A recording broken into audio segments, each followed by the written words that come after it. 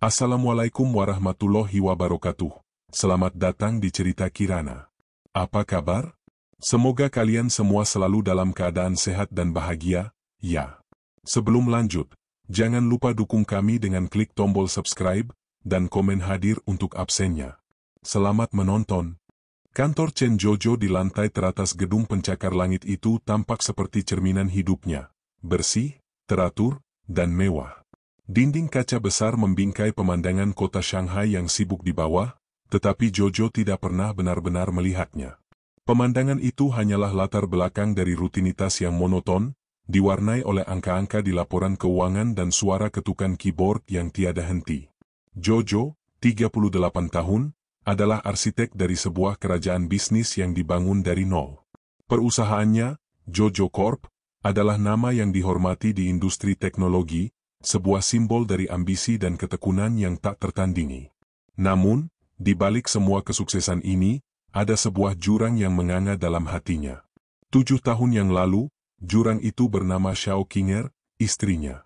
Seorang wanita yang wajahnya seringkali muncul dalam mimpi Jojo, bukan sebagai kenangan manis, melainkan sebagai bayangan kabur yang hilang di tengah kabut. Polisi telah menutup kasusnya, menyatakan Qinger diduga meninggal, setelah pencarian selama berbulan-bulan tidak membuahkan hasil. Tanpa jasad, tanpa petunjuk, hanya sebuah misteri yang menggantung. Jojo tidak pernah menerima kesimpulan itu. Bagaimana mungkin seseorang bisa menghilang begitu saja, seolah ditelan bumi? Setiap malam, setelah semua staf pulang, Jojo akan duduk di kursi kulitnya, memutar ulang rekaman CCTV dari hari hilangnya Qinger. Ia menyaksikan Qinger berjalan keluar dari kantor mereka, wajahnya cerah dengan senyum, dan kemudian, ia menghilang. Rekaman itu berakhir di sudut jalan yang gelap, seolah-olah kamera itu sendiri enggan merekam apa yang terjadi selanjutnya.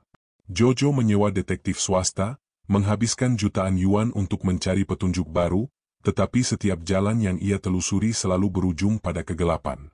Hidup Jojo berlanjut, tetapi tidak pernah pulih sepenuhnya. Ia menjadi workaholic, membenamkan diri dalam pekerjaan untuk melupakan rasa sakit. Ia membangun dinding di sekitar hatinya, menolak setiap tawaran kencan buta yang diatur oleh rekan-rekan bisnisnya. Hatinya telah terkunci pada satu-satunya wanita yang pernah memegangnya, dan kunci itu telah hilang bersamanya. Ia sering membayangkan bagaimana hidupnya akan berbeda jika Qinger ada di sisinya. Mungkin mereka sudah memiliki anak, mungkin mereka sedang berlibur di suatu tempat yang jauh dari hiruk-pikuk bisnis. Namun, semua itu hanyalah hayalan. Jojo telah belajar untuk hidup dengan hampa, dengan duka yang tidak pernah menemukan penutup. Ia adalah penguasa bisnis, tetapi ia adalah tawanan dari masa lalunya sendiri. Hujan turun deras, membasahi jalanan Shanghai dan mengubahnya menjadi sungai-sungai kecil yang mengalir. Langit malam tampak kelabu, dan suara guntur bergema di kejauhan. Chen Jojo mengendarai mobil mewahnya, wipernya bekerja keras melawan curahan air. Pikirannya melayang, seperti biasa, pada kenangan pahit. Tiba-tiba, lampu mobilnya menyorot dua sosok di bawah jembatan layang. Seorang wanita, memegang payung robek, sedang memeluk seorang anak perempuan kecil. Pakaian mereka basah kuyup, dan tubuh mereka menggigil kedinginan. Jantung Jojo berdebar, bukan karena iba, tetapi karena wajah wanita itu. Di bawah sorotan lampu jalan yang redup, wajah wanita itu, basah oleh air hujan, tampak sangat mirip dengan Xiao Qinger. Jojo menghentikan mobilnya, matanya terpaku pada sosok itu. Rambutnya panjang dan berantakan, wajahnya tampak kurus dan kusam, tetapi bentuknya, bentuk wajah, hidung, bibir, semuanya adalah Qinger. Jojo keluar dari mobil, tidak memedulikan air hujan yang segera membasahi jas mahalnya. Ia mendekat dengan hati-hati. Anak perempuan itu menatapnya dengan mata yang besar dan ketakutan, sementara wanita itu tidak bereaksi. Ia hanya memeluk anak itu lebih erat. Jojo merasakan campuran emosi yang aneh, harapan yang membingungkan, ketakutan, dan keraguan yang besar. Ia telah melihat begitu banyak wajah yang mirip Qinger selama 7 tahun terakhir, dan semuanya selalu berakhir dengan kekecewaan. Ini pasti hanyalah kebetulan lain, sebuah ilusi yang diciptakan oleh pikirannya sendiri. "Nona, apa yang kalian lakukan di sini?" tanya Jojo, suaranya serak. Wanita itu tidak menjawab. Ia hanya menatap kosong ke depan. Anak perempuan itu yang menjawab, suaranya kecil dan gemetar, "Kami menunggu ayah." Kata-kata itu seperti pisau yang mengiris hati Jojo. Ayah? Apakah mereka menunggunya? Pikiran itu terlalu absurd. Jojo memutuskan untuk menganggap mereka penipu. Mereka pasti sengaja bersembunyi di bawah jembatan untuk menarik simpati. Jojo kembali ke mobilnya, hatinya yang tadi berdebar kencang kini terasa berat. Ia mengemudi pergi, tetapi pandangannya terus terarah pada kaca spion. Ia melihat wanita dan anak itu berdiri di tempat yang sama, tak bergerak, seolah-olah mereka adalah patung yang terbuat dari kesedihan. Malam itu, Jojo tidak bisa tidur. Bayangan wajah wanita itu terus menghantuinya, dan ia tidak bisa mengusir perasaan aneh yang tumbuh di dalam hatinya. Beberapa hari berlalu, dan bayangan wanita dari jembatan itu tidak pernah hilang dari benak Jojo. Ia mencoba untuk fokus pada pekerjaan, tetapi pikirannya terus melayang. Keraguannya semakin kuat. Wanita itu terlihat terlalu sakit untuk menjadi penipu. Anak perempuan itu, dengan mata yang besar dan polos, tidak mungkin berbohong. Jojo tidak tahan lagi dengan kegelisahan ini. Ia memutuskan untuk kembali ke jembatan itu. Jojo tiba di sana saat sore, di bawah langit yang mendung. Wanita dan anak itu masih ada di sana, di tempat yang sama. Wanita itu duduk di tanah, punggungnya bersandar di tiang jembatan, sementara anak itu bermain dengan sebuah boneka kain. Mereka berdua terlihat lebih kurus dan lebih lemah dari sebelumnya. Pakaian mereka tampak usang dan kotor. Jojo mendekat, hatinya berdebar tak karuan. Anak itu menyadari kehadirannya dan bersembunyi di balik ibunya. Jojo duduk di samping mereka, menjaga jarak, dan mengeluarkan beberapa makanan dari tasnya. Ia menawarkannya pada anak itu. "Kamu lapar?" tanyanya lembut. Anak itu ragu-ragu, lalu mengangguk. Jojo memberikan makanan itu, dan anak itu memakannya dengan rakus. "Siapa namamu?" tanya Jojo. "Shitu," jawab anak itu, mulutnya penuh. "Dan dia, ibumu?" Jojo menunjuk wanita itu. Shitu mengangguk. "Mama sakit," katanya, nadanya polos. "Aku yang merawat Mama." Jojo merasakan gelombang emosi yang kuat. Bagaimana bisa seorang anak sekecil ini harus menanggung beban seberat itu? Tanpa pikir panjang, Jojo memutuskan untuk membawa mereka ke rumah sakit. Ia tahu ini berisiko. Mereka mungkin benar-benar penipu, dan ia akan terlihat bodoh, tetapi ia tidak bisa membiarkan mereka dalam kondisi seperti ini. Jojo meyakinkan Shitu dan ibunya untuk ikut. Dengan hati-hati, ia membantu mereka masuk ke mobil. Perjalanan ke rumah sakit terasa sangat panjang. Jojo terus melirik ke kaca spion, mencoba meyakinkan dirinya sendiri bahwa ini adalah hal yang benar untuk dilakukan. Di rumah sakit, dokter memeriksa wanita itu. Diagnosisnya mengejutkan, wanita itu menderita trauma mental yang parah. Ia tidak bisa berbicara dan merespon, seolah jiwanya telah pergi. Pukulan terberat datang dari dokter yang mengatakan bahwa wanita itu menderita amnesia total, tidak ingat siapa dirinya atau apa yang terjadi padanya.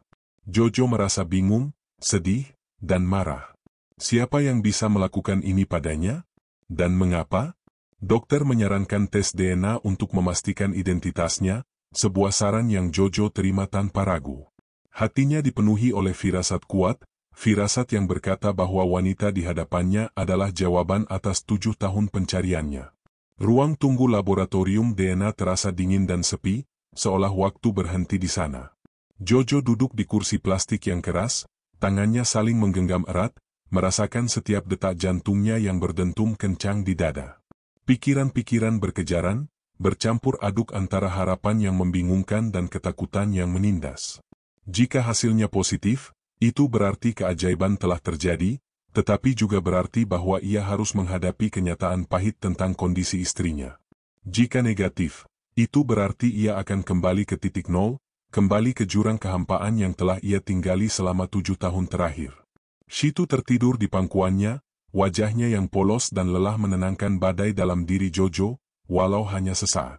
Tiba-tiba, pintu kaca terbuka dan seorang dokter wanita keluar. Wajahnya datar, tidak menunjukkan emosi apapun. Jojo berdiri, merasakan lututnya sedikit gemetar. Dokter itu menyerahkan sebuah amplop coklat. Tangan Jojo gemetar saat mengambilnya. Suara gemerisik kertas amplop itu terdengar nyaring di keheningan ruangan. Ia tidak bisa menunggu, ia harus tahu sekarang. Dengan hati-hati, ia menarik keluar selembar kertas hasil tes. Matanya menyapu baris demi baris, mencari-cari nama yang ia kenal. Dan di sana, terpampang jelas, adalah kebenaran yang tidak bisa disangkal. Hasil DNA test, match. Probabilitas kekerabatan, 99,99999. Pasien A, Xiao Qing'e. Pasien B, Chen Jojo. Pasien C, Ten Shitu. Kertas itu terasa berat di tangannya, seolah memuat beban 7 tahun yang lalu. Jojo menatap nama-nama itu, pikirannya berputar. Qing, Shitu, putriku. Ia mengulanginya dalam hati, mencoba mencerna fakta bahwa ia tidak hanya menemukan istrinya, tetapi juga seorang putri yang selama ini tidak ia ketahui keberadaannya. Matanya terasa panas, dan setetes air mata jatuh membasahi kertas di tangannya. Air mata itu bukan hanya air mata kebahagiaan, tetapi juga air mata kesedihan yang mendalam. Kebahagiaan karena ia menemukan Qinger dan Shitu, tetapi kesedihan karena Qinger yang ia kenal, wanita yang penuh tawa dan semangat, kini telah menjadi sosok yang tak berdaya dan tanpa jiwa. Jojo berjalan kembali ke kamar Qinger. Suasana ruangan itu kontras dengan kebisingan di luar. Qinger duduk di ranjang, tatapannya kosong. Jojo mendekat dengan perlahan, seolah ia takut membuat gerakan yang salah dan membuatnya menghilang lagi. Ia duduk di kursi di samping ranjang, menatap wajah istrinya. Wajah yang sama yang pernah ia cium ribuan kali, yang ia pandangi setiap pagi. Namun, wajah itu kini pucat dan tirus. Matanya yang dulu bersinar dengan kecerdasan dan kehangatan, kini kosong dan tidak berekspresi. Jojo mengambil tangan Qinger. Tangan itu dingin dan kurus. Ia meremasnya dengan lembut, berharap sentuhannya akan memicu kenangan. Qinger, ini aku, Jojo, bisiknya, suaranya serak. Aku sudah menemukanmu. Aku minta maaf karena aku terlambat. Tidak ada respons. Qinger hanya menatap kosong ke depan. Jojo menahan tangisnya. Ia tidak bisa membiarkan dirinya hancur. Ia harus kuat. Demi Qinger dan Shitu. Ia mulai bercerita, suaranya bergetar. Aku ingat saat pertama kali kita bertemu. Di kafe seni itu, kamu sedang melukis. Kamu terlihat begitu fokus, begitu bersemangat. Lukisanmu, itu adalah lukisan matahari terbit. Aku tahu saat itu juga, kamu adalah cahaya dalam hidupku. Kita duduk berjam-jam, membicarakan seni, musik, impian kita. Kamu bilang kamu ingin membangun sekolah seni untuk anak-anak miskin. Kamu bilang kamu ingin berkeliling dunia dan melukis pemandangan di setiap sudutnya. Kamu punya begitu banyak impian, Qinger. Jojo berhenti sejenak, menelan gumpalan di tenggorokannya. Ia mengingat kencan pertama mereka. Berjalan di sepanjang bunt, di bawah cahaya gemerlap lampu kota. Mereka tertawa, berpegangan tangan, membicarakan masa depan. Lalu hari ia melamar. Ia melamar Qinger di sebuah taman yang dipenuhi bunga sakura. Bunga-bunga itu jatuh, menyelimuti mereka seperti salju. Qinger menangis bahagia saat ia mengatakan ya. Hari pernikahan kita, kamu terlihat begitu cantik. Gaun putihmu, senyummu yang tak pernah pudar. Kita berjanji untuk bersama, dalam suka dan duka. Kamu adalah inspirasiku, Qinger. Setiap kesuksesan yang aku raih, itu semua karena kamu. Kamu yang mendorongku, kamu yang percaya padaku saat tidak ada orang lain yang percaya. Kamu adalah segalanya bagiku. Jojo melihat ke arah Shitu, yang kini telah bangun. Shitu memandang mereka berdua dengan mata penasaran. Jojo menyeka air matanya dan tersenyum pada Shitu. Ini ibumu, nak. Namanya Xiao Qing'e. Shitu mengangguk. Mama sering menyanyikan lagu untukku, katanya polos. Lagu tentang bintang-bintang. Kata-kata Shitu seperti pisau yang menusuk hati Jojo. Qinger masih mengingat lagu itu? Atau ia hanya menyanyikannya secara mekanis, tanpa arti? Jojo mengambil napas dalam-dalam. Bisakah kamu menyanyikannya untuk ayah? Tanyanya, suaranya pelan. Shitu mulai menyanyikan melodi yang akrab. Jojo menyadari bahwa itu adalah lagu yang sering dinyanyikan Kinger saat mereka sedang berlibur di pinggir pantai, lagu tentang cinta dan harapan. Air mata Jojo kembali menetes, kali ini bukan karena kesedihan, tetapi karena harapan. Ada sesuatu dari Kinger yang masih tersisa, sesuatu yang tidak bisa diambil oleh trauma. Gelombang kesedihan yang tadi melandainya kini digantikan oleh kemarahan yang membara. Kemarahan pada siapapun yang telah melakukan ini. Siapa yang tega menghancurkan jiwa seorang wanita yang begitu murni dan cerah? Siapa yang merenggut senyumnya, kecerdasannya, dan kenangannya? Jojo meremas tangan Kinger.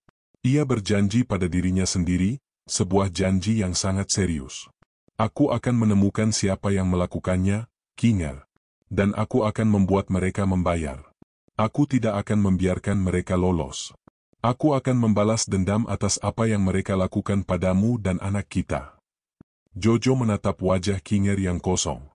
Ia tahu Kinger tidak mendengarnya, tetapi ia harus mengatakan itu. Itu adalah sebuah janji, sebuah tekad yang tak tergoyahkan. Ia telah menemukan keluarganya, dan ia akan melindungi mereka dengan segenap kekuatannya. Pencariannya selama 7 tahun telah berakhir, tetapi pertempuran baru saja dimulai. Pertempuran untuk keadilan, untuk cinta, dan untuk masa depan keluarganya yang telah hancur. Jojo tidak lagi merasa hampa, hatinya kini dipenuhi oleh tekad yang membara, tekad yang akan membimbingnya melewati kegelapan dan menemukan kebenaran yang tersembunyi. Pagi itu, Chen Jojo tidak pergi ke kantor. Ditemani oleh aroma kopi yang baru diseduh, ia duduk di meja kerja pribadinya di rumah, sebuah ruangan yang lebih mirip ruang komando daripada kantor pribadi. Di layar komputer, bukan lagi laporan keuangan atau grafik saham yang terpampang, melainkan file-file kasus yang sudah berdebu tentang hilangnya Xiao Kinger 7 tahun lalu. Ia menatap berkas-berkas itu dengan mata yang tajam, mencari petunjuk yang mungkin terlewatkan oleh polisi. Kata-kata, diduga meninggal, berulang kali muncul, seolah mengejeknya. Jojo membuang berkas-berkas itu ke sudut meja dengan jijik. Ia tahu polisi telah menyerah, tetapi ia tidak akan. Telepon Jojo berderim. Itu Xiao Ming, asisten pribadinya. Tuan Chen, semua rapat sudah dibatalkan. Saya juga sudah menghubungi Dr. Li dari Rumah Sakit X. Beliau adalah ahli psikiater terbaik, saya sudah menjadwalkan kunjungan beliau besok pagi. Bagus, jawab Jojo, suaranya serak. Ada satu hal lagi, Ming. Hubungi Tuan Zhang dari firma investigasi Phoenix. Beritahu dia bahwa aku butuh tim terbaiknya, yang paling diskret dan paling efisien. Beri mereka akses ke semua sumber daya yang mereka butuhkan. Aku ingin mereka mengulang penyelidikan hilangnya Nona Xiao dari awal, dengan satu perbedaan, cari tahu siapa yang bertanggung jawab atas kondisi mentalnya, bukan hanya keberadaannya. Xiao Ming terdiam sejenak, terkejut. Tuan Chen, apakah Anda yakin? Firma Phoenix sangat mahal, dan jenis kasus seperti ini. Aku tidak peduli berapa harganya, Ming, potong Jojo, suaranya dingin dan tajam seperti pisau. Ini bukan lagi tentang uang. Ini tentang kebenaran. Lakukan saja apa yang aku perintahkan. Setelah menutup telepon, Jojo memandang foto Kinger yang masih terpajang di mejanya. Di foto itu, Kinger tersenyum cerah, matanya berbinar penuh kebahagiaan. Jojo mengusap wajah di foto itu, merasakan gelombang emosi yang kuat. Ia berjanji pada dirinya sendiri bahwa ia akan mengembalikan senyum itu ke wajah Kinger, apapun risikonya.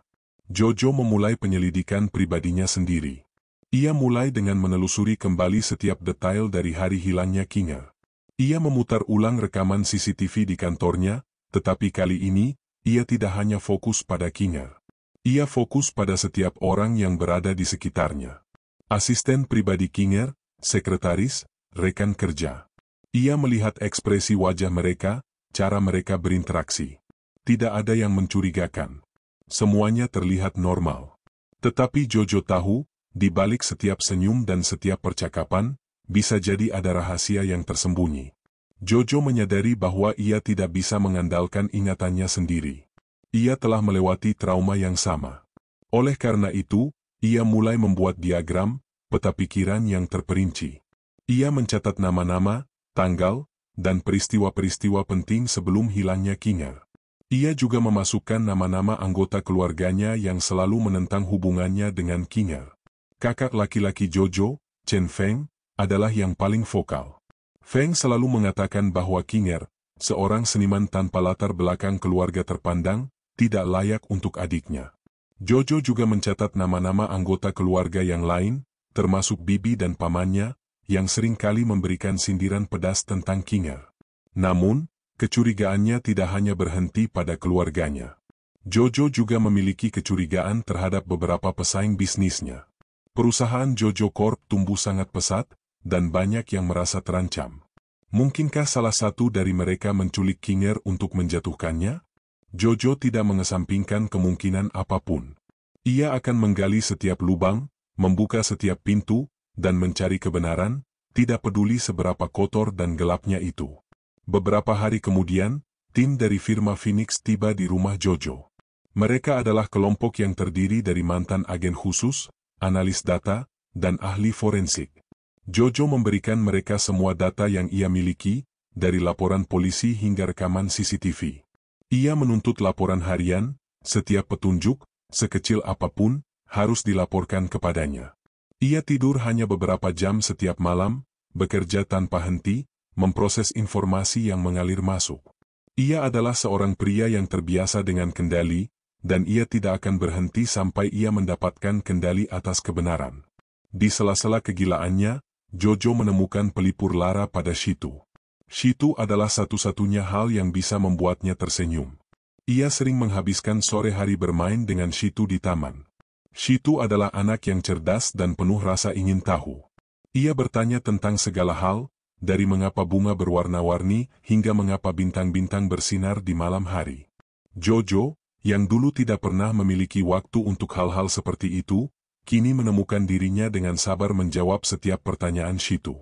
Ia juga sering duduk di samping Kinger, menceritakan tentang harinya, tentang percakapan yang ia lakukan dengan Shitu, berharap ceritanya akan memicu kenangan. Suatu malam, Shitu duduk di samping Jojo.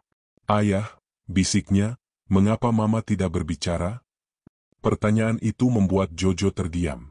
Ia tidak tahu bagaimana menjawabnya. Ia mengambil tangan kecil Shitu. "Mama sakit, sayang. Tapi dia akan sembuh. Kita akan menjaganya sampai dia sembuh. Aku akan menyanyikan lagu untuk Mama setiap malam," kata Shitu. "Mama suka lagu itu. Mama bilang lagu itu membuatnya merasa aman." Mendengar kata-kata itu, hati Jojo berdenyut. Jadi Kinger memang merasakan sesuatu. Ia tidak sepenuhnya pergi. Ada bagian dari dirinya yang masih tersembunyi di dalam sana. Jojo merasa harapan kecil tumbuh di dadanya. Itu adalah harapan yang membangkitkan tekadnya. Ia tidak hanya akan membalas dendam, ia akan mengembalikan Kinger yang dulu. Ia akan melakukan apapun untuk mengembalikan wanita yang ia cintai. Jojo kembali ke ruang kerjanya, semangatnya diperbarui. Ia menatap berkas-berkas di depannya. Kali ini, ia melihatnya dengan mata yang baru. Ia melihatnya bukan hanya sebagai petunjuk untuk membalas dendam, tetapi juga sebagai peta jalan menuju pemulihan Kinger.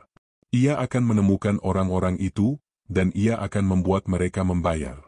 Ia akan merobek topeng mereka, mengungkap kebohongan mereka, dan membiarkan dunia melihat kejahatan yang mereka lakukan. Jojo, sang pengusaha sukses, kini telah menjadi pemburu. Dan perburuannya baru saja dimulai. Waktu berlalu bagaikan pasir yang jatuh dari genggaman. Jojo tidak lagi menghitung hari dalam seminggu, melainkan dalam kemajuan investigasi yang ia lakukan. Malam-malam yang dulu ia habiskan dalam kesepian dan duka, kini dipenuhi oleh kegilaan yang terorganisir. Meja kerjanya dipenuhi oleh laporan harian dari firma Phoenix. Peta pikiran yang ia buat semakin rumit, dengan nama-nama, tanggal, dan hubungan yang ditarik dengan benang merah. Ia adalah penguasa sebuah kerajaan bisnis, tetapi kini, ia adalah seorang jenderal yang memimpin sebuah perang yang sunyi. Ia tahu ia tidak bisa melawan musuh yang tidak ia kenal. Suatu pagi, di sebuah ruangan konferensi yang gelap dan kedap suara, Jojo duduk berhadapan dengan Tuan Zhang dan timnya. Di layar besar di belakang Tuan Zhang, terpampang foto-foto dan diagram yang rumit. Tuan Zhang, seorang pria paruh baya dengan mata yang tajam dan wajah yang tanpa ekspresi, memulai laporannya. Tuan Chen, kata Tuan Zhang, suaranya tenang. Kami telah meninjau kembali semua rekaman CCTV dari hari hilangnya Nona Xiao. Kami menemukan sesuatu yang luput dari perhatian polisi. Jojo mencondongkan tubuhnya ke depan, jantungnya berdebar. Ia sudah menonton rekaman itu ribuan kali, dan ia yakin tidak ada yang terlewat. Tuan Zhang menunjuk ke sebuah bingkai gambar yang diperbesar. Itu adalah rekaman dari kamera yang terletak di seberang jalan dari kantor Jojo Corp. Di sudut bingkai itu, terhalang oleh sebuah truk pengiriman, terlihat sebuah bayangan mobil sedan berwarna gelap. Itu adalah mobil yang sama yang terlihat di beberapa kamera lain di sekitar lokasi. Polisi telah menganggapnya sebagai kebetulan. Kami menggunakan program pengenalan plat nomor yang canggih, lanjut Tuan Zhang. Kami mengambil citra plat nomor dari pantulan di kaca jendela sebuah toko. Plat nomor itu terdaftar atas nama sebuah perusahaan bernama Quantum Dynamics. Kata-kata itu bagaikan pukulan di perut Jojo. Quantum Dynamics adalah pesaing utama Jojo Corp. Mereka baru saja kalah dalam tender besar untuk sebuah proyek pemerintah yang sangat menguntungkan, proyek yang dimenangkan oleh Jojo Corp. Jojo telah merasakan kecurigaan, tetapi kini, ia memiliki bukti. Apakah ada hubungan lain? Tanya Jojo, suaranya pelan dan terkendali, tetapi matanya memancarkan kemarahan. Ya, jawab Tuan Zhang. Kami menemukan bahwa manajer proyek Quantum Dynamics, seorang pria bernama Li Wei, memiliki riwayat kejahatan. Ia pernah dipenjara karena penipuan dan pemerasan. Lebih dari itu, kami menemukan sebuah catatan transaksi keuangan dalam jumlah besar dari rekening Li Wei ke sebuah rekening anonim di luar negeri, 2 hari setelah Nona Xiao menghilang. Jojo mengepalkan tangannya di bawah meja. Ini adalah bukti yang ia butuhkan. Namun, ia tahu ini belum berakhir. Li Wei tidak mungkin bertindak sendirian. Pasti ada seseorang yang menarik tali di balik layar. Ia meminta Tuan Zhang untuk terus menyelidiki Quantum Dynamics. Ia ingin tahu siapa bos Li Wei, dan apakah ada hubungan antara Li Wei dan keluarganya. Setelah pertemuan itu, Jojo kembali ke rumah, pikirannya dipenuhi oleh rencana balas dendam. Ia tidak bisa lagi hanya duduk dan menunggu. Ia harus bertindak. Malam itu, ia duduk di depan meja kerjanya, menatap foto Kinger yang terpajang di sana. Aku akan menjatuhkan mereka, sayang, bisiknya. Satu persatu. Keesokan harinya, Jojo menggunakan kekuasaannya sebagai CEO Jojo Corp. Ia memanggil rapat darurat dengan Dewan Direksi, mengumumkan bahwa ia akan menjatuhkan Quantum Dynamics. Para direktur yang terkejut mencoba menasehatinya, tetapi Jojo tidak mendengarkan. Ia memerintahkan timnya untuk meluncurkan serangan bisnis yang agresif. Ia mengancam untuk memotong semua hubungan dengan pemasok yang bekerja sama dengan Quantum Dynamics. Ia juga memerintahkan tim hukumnya untuk mencari setiap kesalahan dalam kontrak mereka. Ia tidak peduli dengan kerugian jangka pendek. Tujuannya adalah menghancurkan Quantum Dynamics, sekali dan untuk selamanya. Di tengah-tengah kekacauan itu, Jojo menemukan pelipur lara pada Shitu. Shitu adalah satu-satunya hal yang bisa membuatnya tersenyum. Ia sering menghabiskan sore hari bermain dengan Shitu di taman. Shitu adalah anak yang cerdas dan penuh rasa ingin tahu.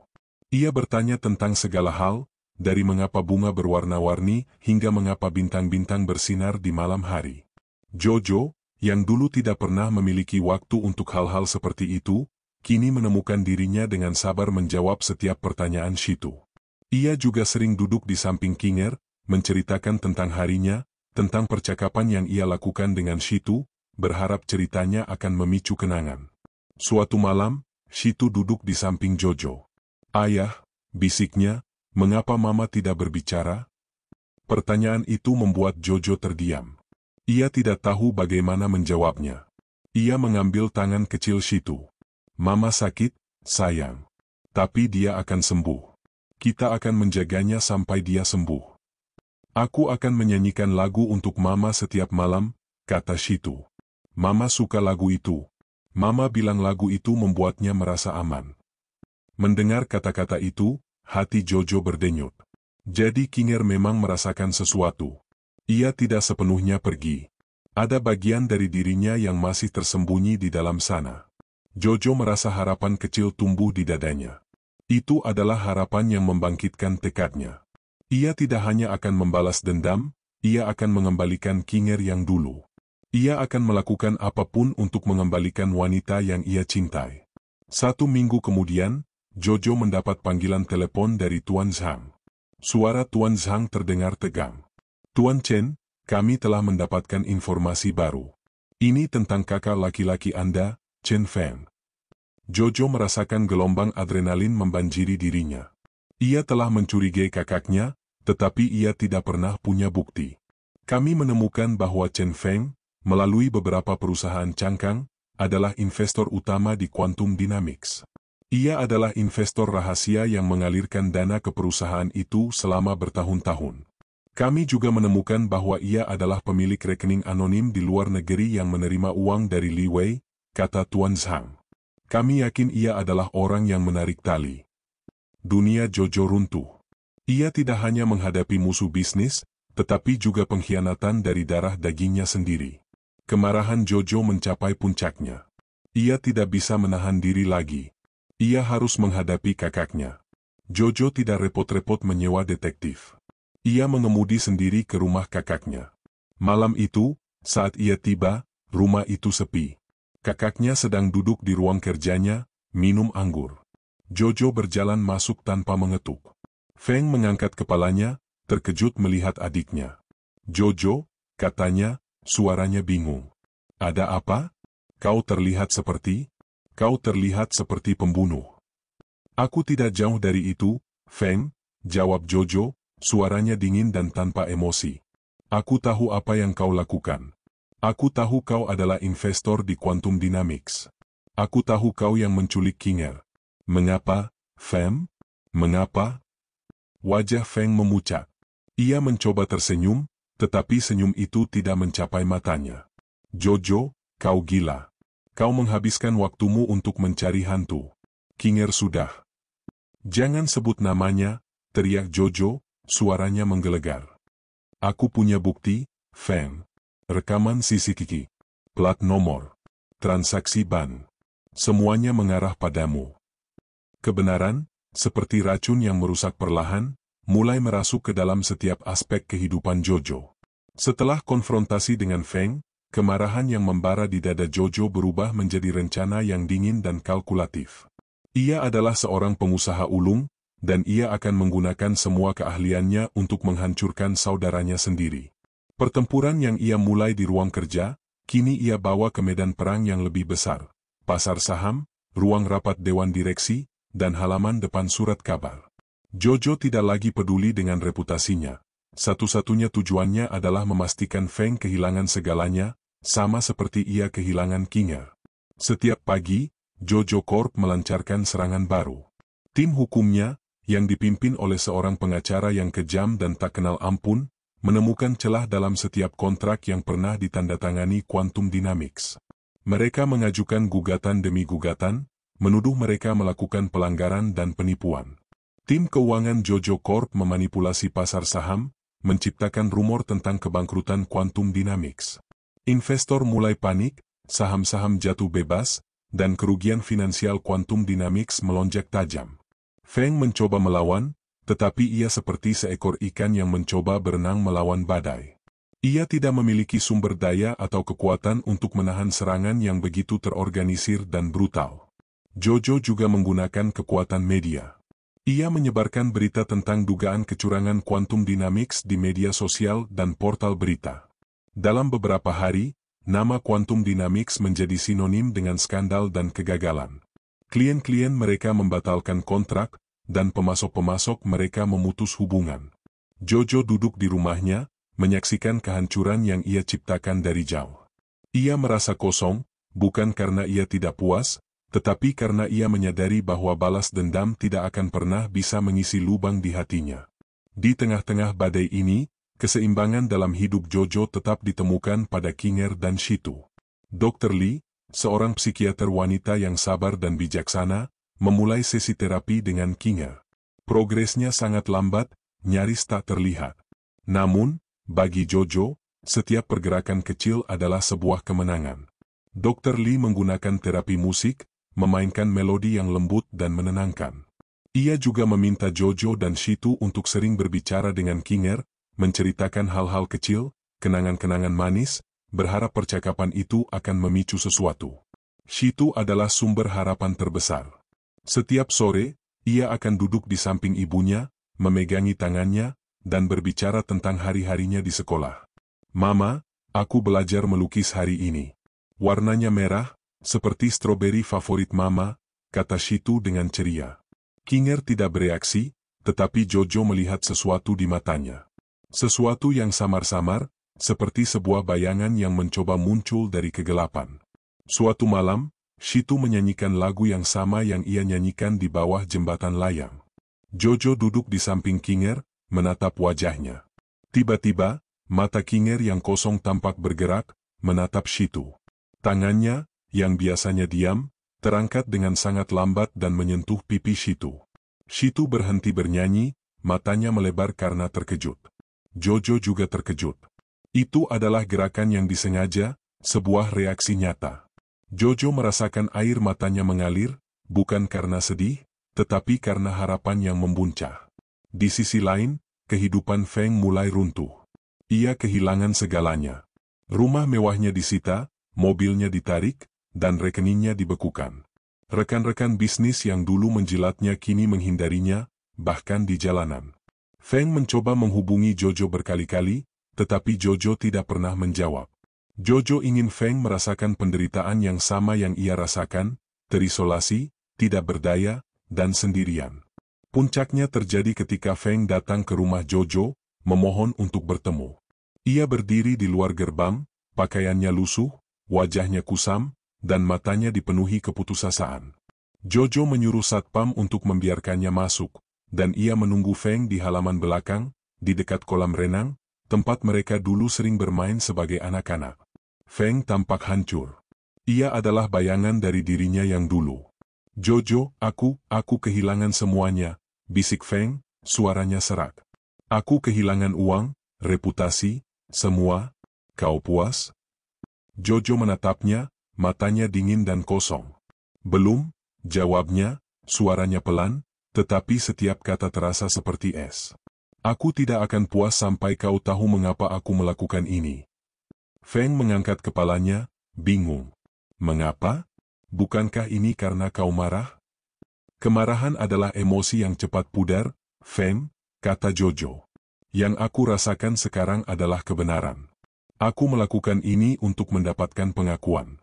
Pengakuan yang akan kugunakan untuk membuatmu dihukum." Jojo kemudian mengeluarkan ponselnya, memutar rekaman suara. Itu adalah percakapan Jojo dengan Dr. Lee, psikiater yang merawat Kinger. Dr. Lee mengungkapkan bahwa ia curiga amnesia Kinger tidak disebabkan oleh trauma fisik, melainkan terinduksi secara psikologis oleh obat-obatan tertentu. Jojo telah meminta Dr. Lee untuk merahasiakan temuannya sampai ia memiliki bukti. Jojo juga memiliki rekaman percakapan Li Wei dengan Feng tentang bagaimana mereka mendapatkan obat tersebut dari sebuah organisasi kriminal yang lebih besar. Jojo menatap mata Feng, yang kini dipenuhi oleh ketakutan yang mendalam. "Kau bekerja untuk organisasi itu. Kau menculik Kinger untuk membuatku setuju bekerja sama. Tapi ketika aku menolak, kau malah menghancurkanku. Kau membuatku berpikir bahwa aku kehilangan segalanya." Aku tidak pernah bermaksud." "Jojo, aku tidak tahu tentang amnesia itu," kata Feng, terbata-bata. "Jangan berbohong, Feng," potong Jojo. "Aku punya bukti. Aku punya saksi. Dan yang paling penting, aku tahu kamu yang melakukannya." Jojo menatap Feng, tidak ada lagi kemarahan di matanya. Hanya kekecewaan yang mendalam. Ia merasa kosong, bukan karena ia telah menang, tetapi karena ia menyadari bahwa saudara yang ia cintai telah menghancurkannya, bukan karena ia membencinya, tetapi karena ia sangat mencintai dirinya sendiri. Jojo memanggil pengacaranya. Pengacara itu datang dengan cepat, didampingi oleh beberapa polisi. Feng menundukkan kepalanya, tidak bisa menatap adiknya. Jojo memberikan semua bukti kepada polisi. "Tahan dia," katanya, suaranya tidak memiliki emosi. Setelah polisi membawa Feng pergi, Jojo berdiri sendirian di halaman, menyaksikan mobil polisi yang membawa saudaranya menghilang di kegelapan malam. Ia telah mendapatkan kebenaran yang ia cari. Ia telah membalas dendam. Tetapi kemenangan ini terasa pahit. Ia telah menghancurkan satu-satunya orang yang memiliki hubungan darah dengannya. Jojo berjalan kembali ke dalam rumah, ke tempat di mana cahaya hidupnya berada. Ia menemukan Kinger dan Shitu tertidur di sofa, Shitu memeluk boneka kainnya, dan Kinger memegang tangan Shitu. Jojo duduk di samping mereka, mengambil tangan Kinger.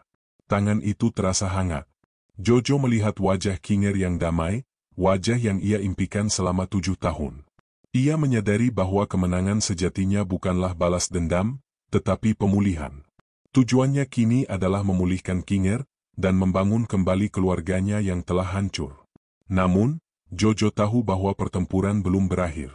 Feng hanyalah pion dalam permainan yang lebih besar. Ada organisasi yang lebih besar, yang memiliki koneksi yang kuat. Mereka tidak akan pernah membiarkan Jojo lolos begitu saja. Jojo menyadari bahwa ia tidak hanya menghadapi satu musuh, tetapi sebuah jaringan bayangan yang menakutkan. Ia harus bersiap untuk pertempuran yang lebih besar. Tetapi kini, ia tidak lagi sendirian. Ia memiliki Kinger dan Shitu. Mereka adalah sumber kekuatannya, dan mereka akan membimbingnya melewati kegelapan yang akan datang. Di ruang kerja Jojo, suasana tegang terasa mencekik. Laptop milik Feng tergeletak di meja, sebuah kotak Pandora yang berisi rahasia gelap. Tim IT terbaik dari Jojo Corp, di bawah arahan ketat Jojo sendiri, telah berhasil membobol enkripsi tingkat tinggi yang melindungi data-data tersebut. Jojo tidak tidur selama 2 hari, ia membiarkan tubuhnya bertahan hanya dengan kafein dan tekad yang membara. Ia tahu bahwa apapun yang ia temukan di dalam laptop itu, akan menjadi kunci untuk membuka tirai yang menyembunyikan organisasi di balik penculikan Kinger. Ia duduk di kursi, matanya menatap layar, saat baris-baris kode terakhir berhasil ditembus. Selesai, Tuan Chen, lapor kepala tim IT, suaranya lelah namun penuh kepuasan. Kami telah mendapatkan akses penuh.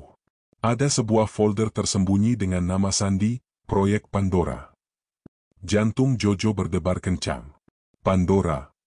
Sebuah nama yang pas untuk kotak yang penuh dengan kejahatan. Ia membuka folder itu, dan apa yang ia lihat membuat darahnya berdesir. Folder itu berisi dokumen-dokumen, video, dan catatan-catatan komunikasi yang rinci. Semua bukti itu mengarah pada satu nama, Organisasi Naga Hitam. Jojo tidak pernah mendengar nama itu sebelumnya, tetapi dokumen-dokumen itu menjelaskan segalanya. Organisasi itu adalah jaringan kriminal transnasional yang bergerak di berbagai kejahatan, dari pemerasan dan penculikan hingga perdagangan manusia dan penelitian ilegal. Salah satu proyek mereka adalah pengembangan obat-obatan psikotropika yang mampu menghapus ingatan seseorang, persis seperti yang menimpa Kinger. Video-video yang disimpan di dalam folder itu adalah bukti paling mengerikan. Ada rekaman Kinger, terikat di kursi di sebuah ruangan yang gelap, sementara seorang pria paruh baya, yang diidentifikasi sebagai Dr. Lin, menyuntikkan sesuatu ke lengannya.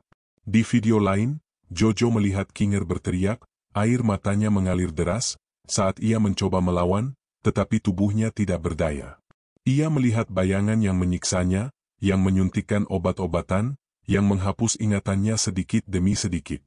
Jojo mengepalkan tangannya hingga buku-buku jarinya memutih. Amarah yang ia rasakan terhadap Feng kini terasa seperti ombak kecil dibandingkan dengan badai yang menggelegar di dalam hatinya terhadap Dr. Lin dan seluruh organisasi Naga Hitam. Ia harus membuat mereka membayar atas apa yang mereka lakukan pada Kinger. Ia harus memastikan mereka tidak pernah menyentuh orang lain lagi. Keesokan harinya, Jojo tidak membuang waktu. Ia memanggil Tuan Zhang dan timnya. Ia meminta mereka untuk meluncurkan investigasi skala penuh terhadap organisasi Naga Hitam. Aku tidak peduli dengan biaya atau risiko, kata Jojo, suaranya tenang namun dingin. Aku ingin mereka semua ditangkap, dari yang tertinggi hingga yang terendah. Tuan Zhang, seorang veteran di dunia investigasi, terkejut dengan permintaan itu. Tuan Chen, Anda harus mengerti, organisasi Naga Hitam bukan sembarang penjahat. Mereka memiliki koneksi di seluruh dunia, bahkan di pemerintahan. Mereka memiliki tentara bayaran, aset tersembunyi, dan jaringan yang tak terlihat. Ini adalah misi bunuh diri. Aku tahu, jawab Jojo, matanya menyala. Dan aku tidak peduli. Aku telah kehilangan segalanya sekali. Aku tidak akan membiarkan mereka lolos begitu saja. Aku akan menggunakan semua sumber daya yang aku miliki untuk menghancurkan mereka. Aku tidak hanya akan menggunakan hukum, aku akan menggunakan setiap senjata yang aku miliki. Tuan Zhang menatap Jojo, menyadari bahwa ia tidak berbicara dengan pengusaha yang dingin dan kalkulatif, tetapi dengan seorang pria yang telah kehilangan segalanya dan kini berjuang untuk kebenaran. Baik, Tuan Chen, katanya akhirnya, suaranya penuh hormat.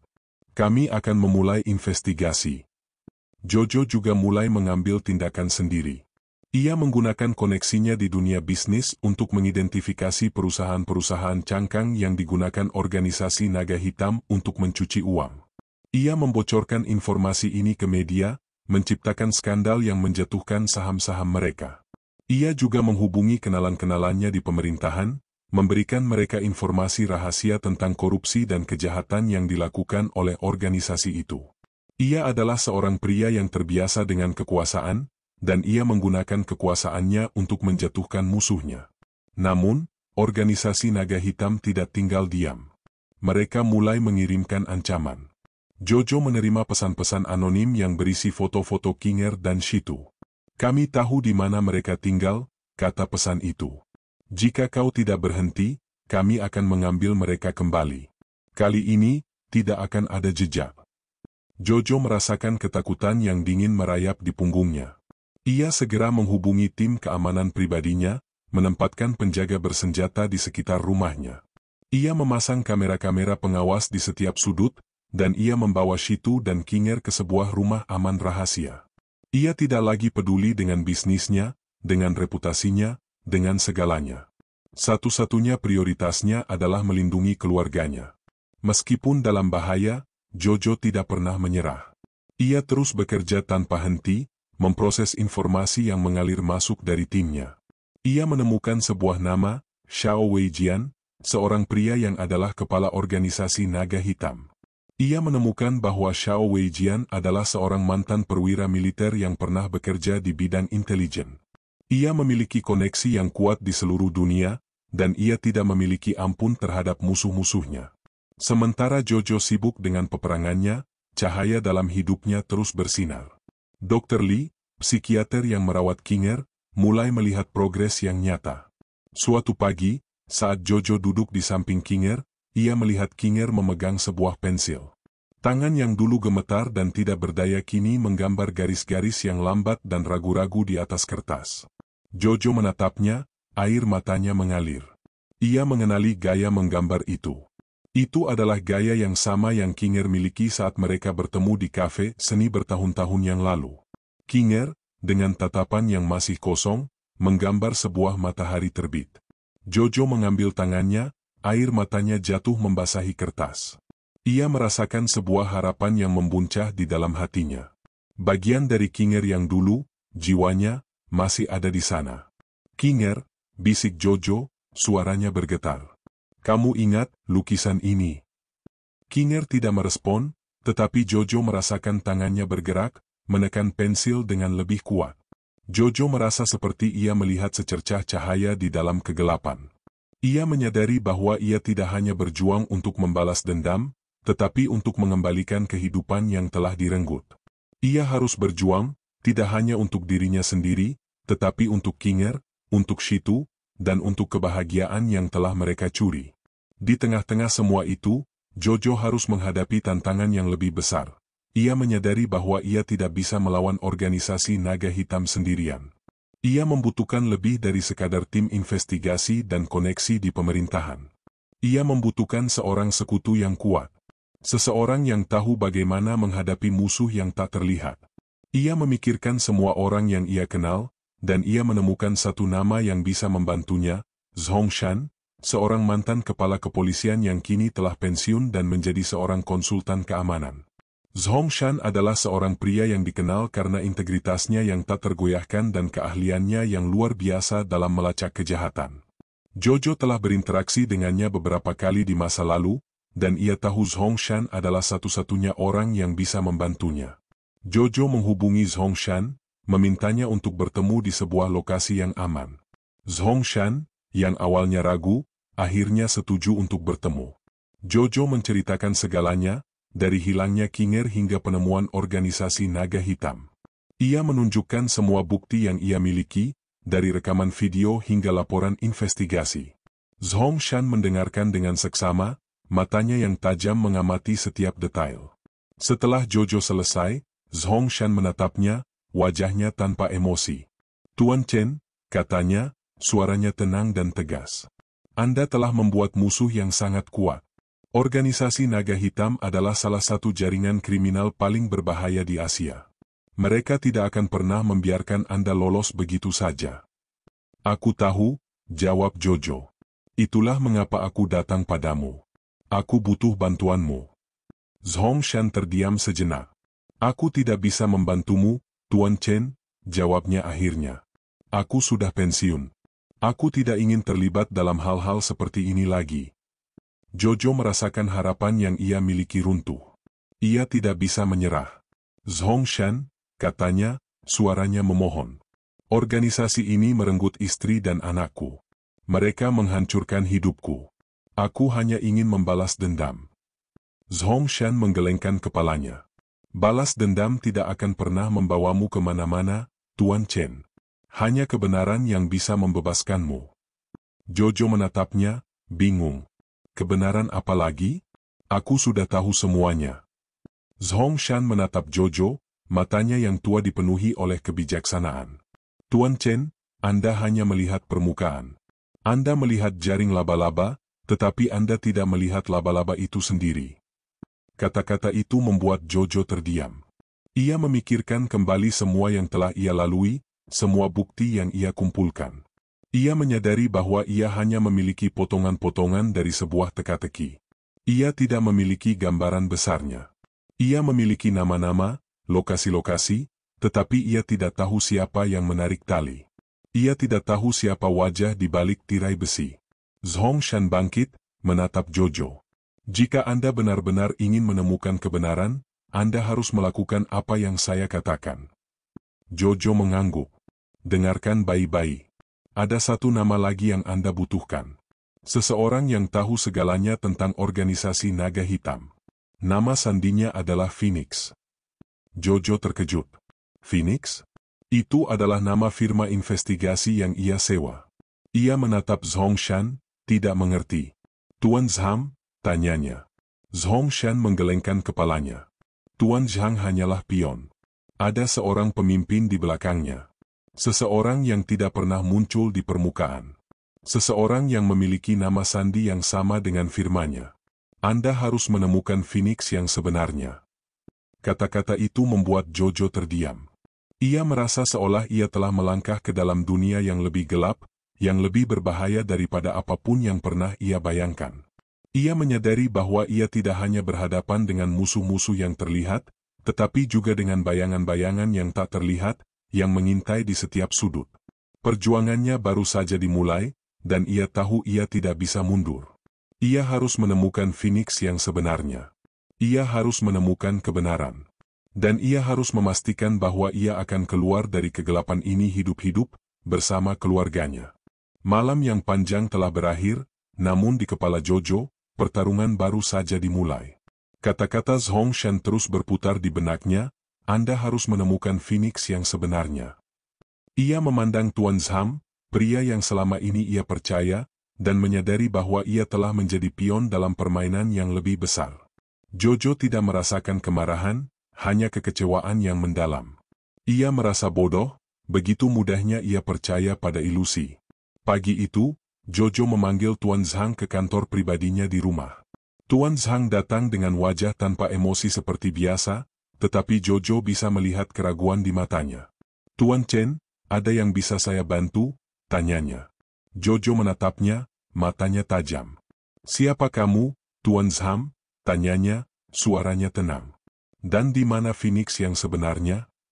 Tuan Zhang tidak menjawab. Ia hanya terdiam, tatapannya kosong. Jojo tahu ia tidak bisa memaksanya. Ia harus memancingnya. "Aku tahu kamu adalah pion," lanjut Jojo. "Aku tahu kamu bekerja untuk seseorang. Siapa dia? Mengapa dia membiarkan aku menemukan semua ini?" Apa tujuannya? Tuan Chen, jawab Tuan Zhang, suaranya pelan dan serak. Tujuan kami adalah untuk membantu Anda. Tujuan kami adalah untuk membuat Anda lebih kuat. Kata-kata itu membuat Jojo terkejut. Membuatku lebih kuat? Mengapa? Tanyanya, bingung. Karena Anda adalah satu-satunya orang yang bisa menjatuhkan organisasi naga hitam, jawab Tuan Zhang, matanya kini dipenuhi oleh emosi yang Jojo tidak pernah lihat sebelumnya. Anda memiliki kekayaan, kekuasaan, dan yang paling penting, Anda memiliki alasan untuk berjuang. Jojo tidak mengerti. Jika kamu ingin membantuku, mengapa kamu tidak muncul di awal? Mengapa kamu membuatku melalui semua ini? Karena kami harus menguji Anda, jawab Tuan Zhang, matanya kini menatap lurus ke arah Jojo. Kami harus memastikan bahwa Anda memiliki keberanian dan ketekunan untuk melawan mereka. Kami harus memastikan bahwa Anda bukanlah pria yang akan menyerah begitu saja. Jojo merasa bingung. Ia merasa seperti ia sedang berbicara dengan seorang utusan dari dunia lain. Jadi, di mana dia? Di mana Phoenix yang sebenarnya? Tuan Zhang tersenyum, senyum yang pertama kali Jojo lihat di wajahnya. Phoenix bukanlah orang, Tuan Chen, jawabnya. Phoenix adalah sebuah ujian. Ujian untuk menemukan kebenaran yang lebih besar. Tuan Zhang kemudian menyerahkan sebuah amplop kepada Jojo. Amplop itu kosong, tidak ada nama atau alamat. Jojo membukanya, dan di dalamnya ada sebuah kartu pos. Kartu pos itu menampilkan lukisan seekor burung phoenix yang terbakar di atas sebuah gunung, dengan tulisan, "Carilah air terjun yang mengalir di bawah bulan purnama, dan kau akan menemukan jalan." Tuan Zhang kemudian berdiri, membungkuk dalam-dalam, dan berjalan keluar. Ia tidak pernah kembali. Jojo menatap kartu pos itu, pikirannya berputar. Sebuah air terjun? Sebuah gunung? Sebuah bulan purnama? Itu adalah teka-teki, sebuah petunjuk yang rumit. Jojo tahu bahwa ini adalah ujian. Ujian untuk melihat apakah ia layak menjadi sekutu mereka. Jojo memanggil timnya, memberikan mereka semua informasi yang ia miliki. Mereka memulai pencarian. Mereka mencari air terjun yang paling indah di seluruh dunia, yang paling tersembunyi, yang paling sulit dijangkau. Mereka mencari di peta kuno, di buku-buku lama, di mana-mana. Namun, teka-teki itu tidak memberikan jawaban. Jojo merasa frustrasi. Ia merasa seperti ia sedang bermain dalam sebuah permainan yang ia tidak mengerti aturannya. Ia kembali ke rumah, ke tempat di mana ia menemukan kedamaian. Ia duduk di samping Kinger, menatap lukisan yang ia gambar. Itu adalah lukisan matahari terbit. Jojo melihat lukisan itu, dan tiba-tiba, sebuah ide muncul di benaknya. Matahari terbit, itu adalah simbol dari harapan. Dan burung phoenix, yang terbakar di atas gunung, adalah simbol dari kebangkitan. Jojo menyadari bahwa teka-teki itu bukanlah tentang tempat, melainkan tentang perjalanan.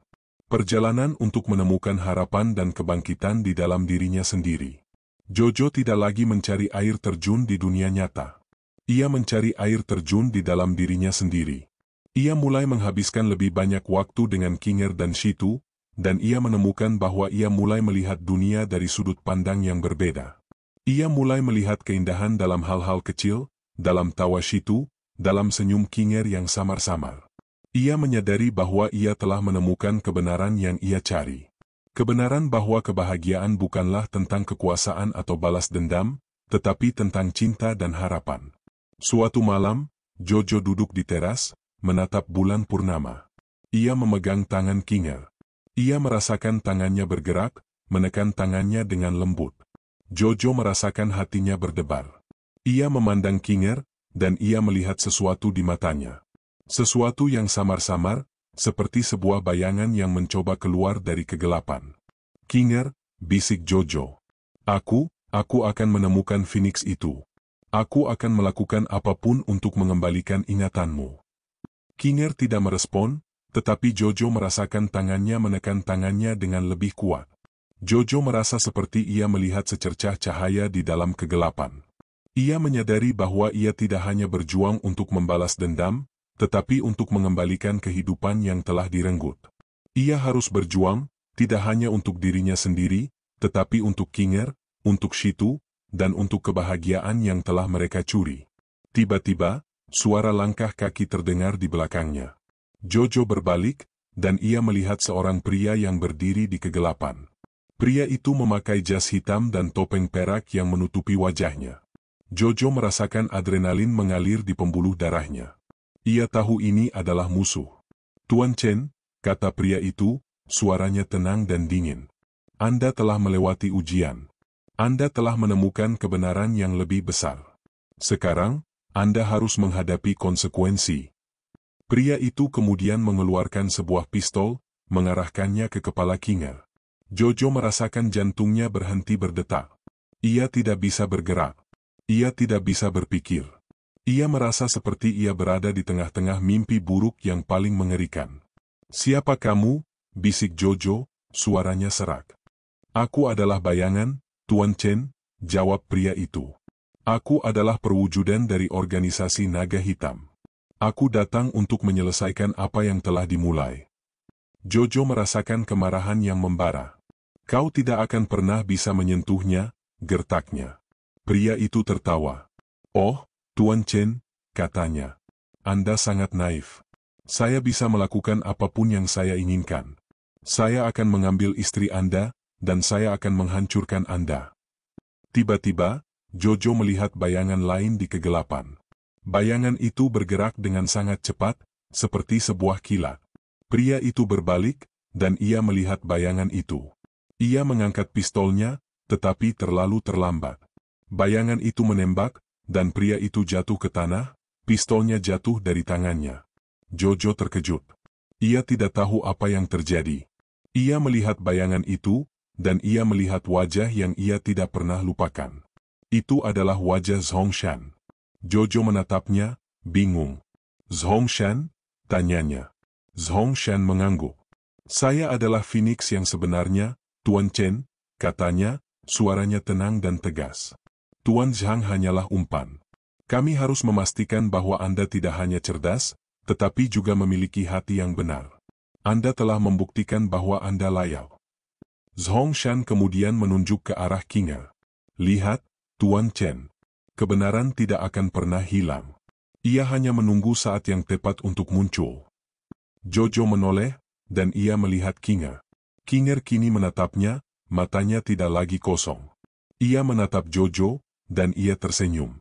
Senyum itu, senyum yang sama yang Jojo impikan selama 7 tahun, kini ada di wajahnya. Jojo, bisiknya, suaranya serak, tetapi jelas. Aku ingat. Kata-kata itu bagaikan keajaiban. Jojo merasakan air matanya mengalir, kali ini bukan karena kesedihan atau keputusasaan, tetapi karena kebahagiaan yang membuncah. Ia mengambil tangan Kinger, memegangnya erat-erat, dan ia tahu bahwa ia tidak hanya memenangkan pertarungan, tetapi ia telah mendapatkan kembali hidupnya. Jojo melihat ke arah Zhongshan, dan ia tahu bahwa pertempuran yang sebenarnya baru saja dimulai. Ia harus bekerja sama dengan Phoenix yang misterius ini untuk menjatuhkan organisasi Naga Hitam, dan untuk memastikan bahwa ia tidak pernah lagi kehilangan apapun.